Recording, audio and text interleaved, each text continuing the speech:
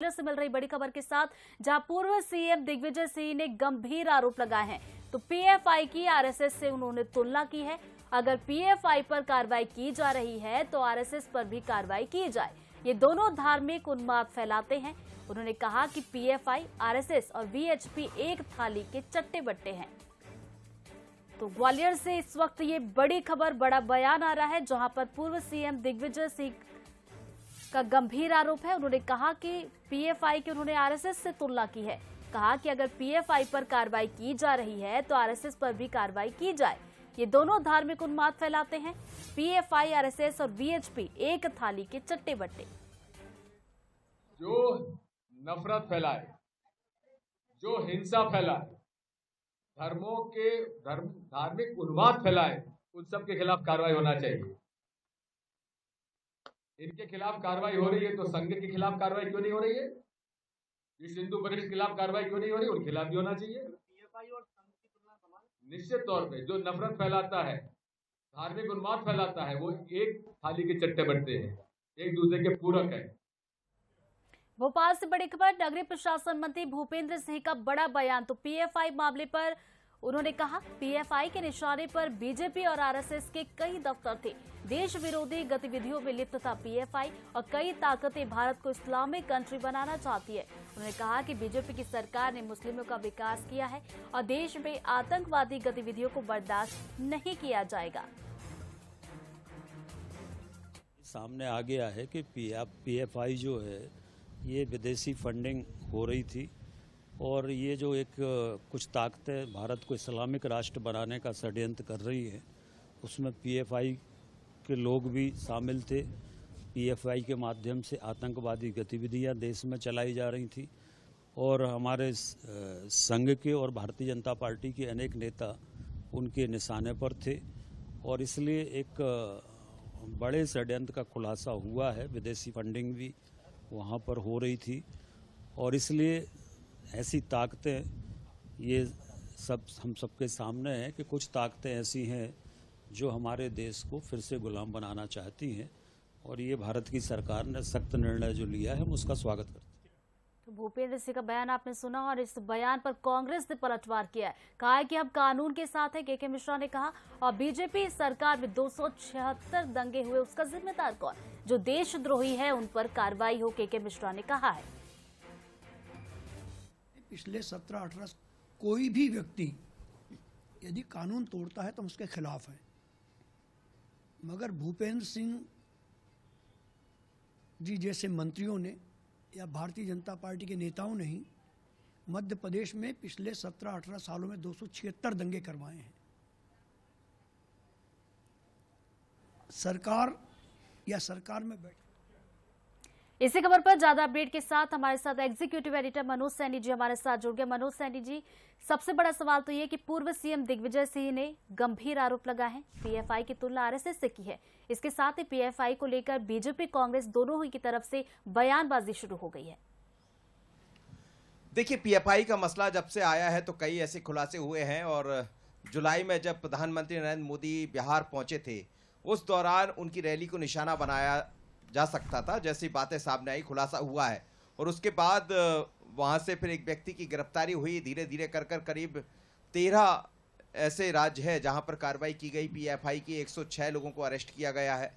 उसके बाद कई ऐसी परतें हैं जो खुलती जा रही है। बात यदि ये भी करें तो ये भी कहा गया है, जो कुछ चीज़ें बरामद हुई है, कुछ दस्तावेज बरामद हुए हैं, उसका ईडी ने खुलासा किया है, जिसमें लिखा हुआ है कि 2047 जब आएगा तो भारत अपना 100 वर्ष पूरा कर रहा होगा आज़ादी का, लेकिन उस समय तक जो भारत है वो इस्लामिक हो जाना चाहिए। तो आप समझ सकते हैं कि किस तरह से पीएफआई देश में अस्थिरता का वातावरण पैदा करना चाहती थी। जो खुलासा जैसा एटीएस की तरफ से बताया जा रहा है, जैसा अलग अलग एजेंसियों ने जो छापेमार कार्रवाई की, उसमें बात सामने आई। दूसरी तरफ भूपेंद्र सिंह ने भी यही कहा है कि संघ के ऐसे कई दफ्तर थे जिनको वो निशाना बना सकते थे।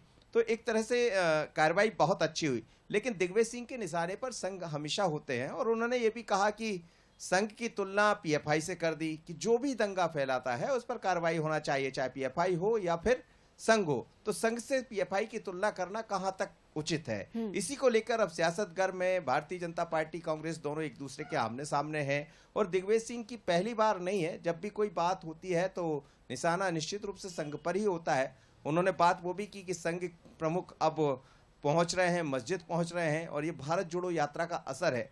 लेकिन पीएफआई की गिरफ्तारी के बाद से चर्चा भी कई तरह की सामने आ रही है और ये भी साफ हो चला है कि आखिर इसका जो रोल था वो किस तरह से देश को अस्थिर करना चाहता था, किस तरह से ऐसी आतंकवादी गतिविधियों में संलिप्तता थी। मनोज जी, इसी खबर पर बातचीत करने के लिए हमारे साथ बीजेपी विधायक राम दांगोरी जी जुड़ गए हैं, तो वहीं कांग्रेस प्रवक्ता अवनीश बुंदेला जी जुड़ गए। Over to you. बिल्कुल, दोनों मेहमानों का बहुत स्वागत है, लेकिन मैं चाहूंगा एक बार दिग्विजय सिंह जी का बयान जरूर सुन ले, क्योंकि चर्चा तो इसी पर होना है। और राम डांगोरी जी, आपका भी स्वागत है और साथ ही अवनीश जी। राम डांगोरी, सीधा आरोप लगाया है दिग्विजय सिंह जी ने, उन्होंने पीएफआई से तुलना कर दी है संघ की, क्या कहेंगे? देखिए, दिग्विजय सिंह जी जब बोलते हैं तो अच्छा तो कभी इन्होंने बोला नहीं है। क्या दिग्विजय सिंह ये मान लेंगे कि दिग्विजय सिंह और बिन लादेन समान है? अगर वो मान लेते तो हम उसकी बात मान लेते हैं। ये एक राष्ट्रवादी संगठन के ऊपर आरोप लगा रहे हैं और जब भी इनकी जबान खुली कभी अच्छा नहीं बोला है इन्होंने। तो ये एक जांच एजेंसियों का विषय है और हम जांच एजेंसियों की जांच में जाना नहीं चाहते हैं। ये दिग्गी राजा जैसे लोगों के काम है कि हर चीज में ताका झाकी करना और राष्ट्रवादी संगठनों के ऊपर आरोप लगाना कोई इनके आज का नहीं है। ये जन्म से, जब से पैदा हुए, जब से ये संघ के ऊपर आरोप लगाने का काम कर रहे हैं। तो ये इनकी ये जाने, इन्होंने कभी अच्छा देश के लिए नहीं कभी बोला है। ये कभी गौमांस के बारे में अच्छा बोलते हैं, कभी कुछ बोलते हैं। इनको तो राहुल गांधी के ऊपर बोलना चाहिए कि पाकिस्तान जिंदाबाद के नारे लगाने वाली बच्ची को राहुल गांधी गले लगा रहे हैं, उसके ऊपर कभी नहीं बोलेंगे। लेकिन संघ इनके वो तो कह रहे हैं कि राहुल गांधी की भारत जोड़ो यात्रा के कारण ये सब हो रहा है। अब आपको याद आ रही है मस्जिद जाना, अब तमाम तरह की चीजें दिखाई दे रही, और उन्होंने कहा कि देश के खिलाफ जो भी ऐसी बातें करता है, जो देश में वैमनस्यता फैलाता है, उस पर कार्रवाई होना चाहिए।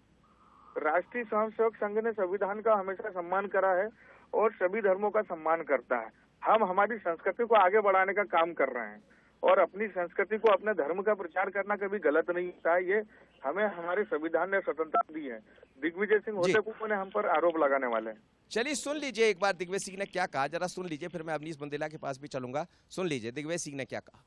दिग्विजय सिंह, नफरत फैलाए, जो हिंसा फैलाए, धार्मिक उन्माद फैलाए, उन सब के खिलाफ कार्रवाई होना चाहिए।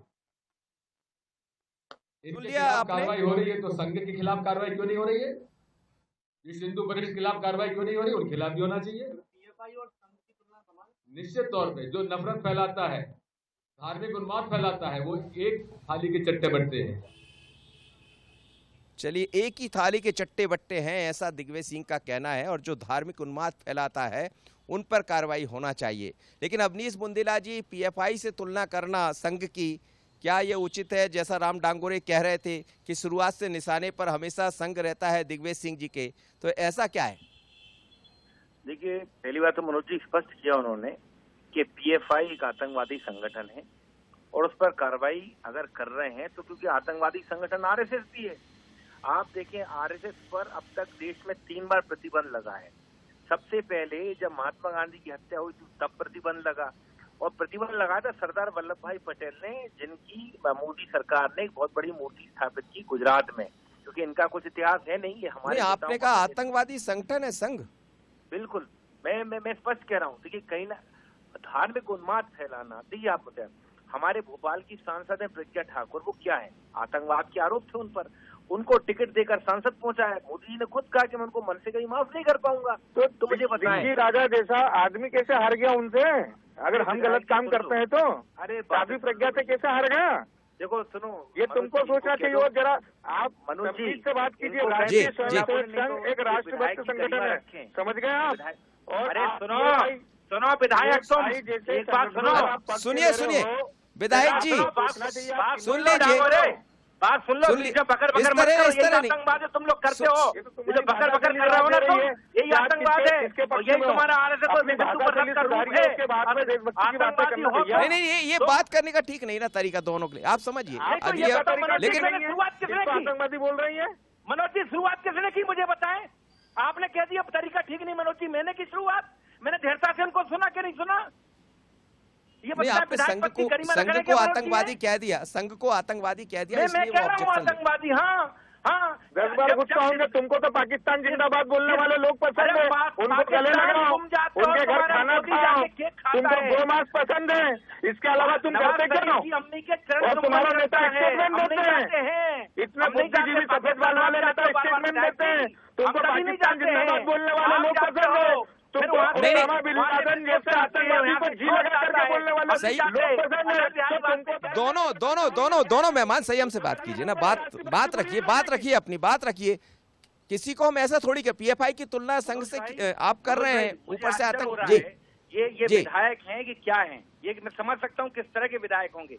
मैंने इनको धैर्यता से सुना, अगर हमको इन्हें भी सुनने समझ आ का रहा है आप इरादा किस तरीके नहीं के है, व्यक्ति हैं। तो ये भी एक हिसाब से आतंकवादी होने का सूचक है। मतलब आप में कहीं भी अहिंसा नहीं है, आप ठीक। में हिंसा कूट कूट कर भरी है, चलिए। ये बता रहे हैं। राम डांगोरी जी अब जवाब दे दीजिए, हाँ। राम डांगोरी जी जवाब दे दीजिए। ये बता रहे हैं उस चीज का। इनको पाकिस्तान जिंदाबाद बोलने वाले लोग पसंद है, वाले आप इनको ओसामा बिन लादेन जैसा आतंकवादी जिसको ये जी बोलना पसंद करते हैं, इनको ऐसे दिग्गी राजा पसंद है, इनको गौ माता का मांस खाने वाला आदमी। चलिए बहुत बहुत धन्यवाद दोनों मेहमानों का मेरे साथ जुड़े। लेकिन जिस तरह ऋतु आप दिखाई दे रहा है, भारतीय जनता पार्टी और कांग्रेस के बीच में चर्चा चल रही, मुद्दा यही है कि पीएफआई से तुलना कर दिया संघ की दिग्विजय सिंह जी ने, और जैसा अवनीश बुंदेला कह रहे हैं कि वो भी आतंकवादी संगठन, तो क्या ये कहा जा सकता है कि आगे चलकर ये मसला और गर्माएगा? तो हमें लगता यही है, क्योंकि सियासत में दिग्विजय सिंह के सामने संघ हमेशा रहा है, ये बात बिल्कुल सच है। लेकिन क्या जो आरोप यदि पीएफआई से तुलना होती है तो क्या इसको उचित माना जाए, ये हमें लगता है दर्शक के ऊपर भी छोड़ना चाहिए, उन लोग को भी समझना चाहिए। पर इतना जरूर है कि जब तक ये पीएफआई का मसला चलता रहेगा तब तक ये मसला और गर्माता रहेगा। जी बिल्कुल सही कहा आपने मनोज जी, बहुत बहुत शुक्रिया आपका तमाम बातचीत के लिए और जानकारी के लिए।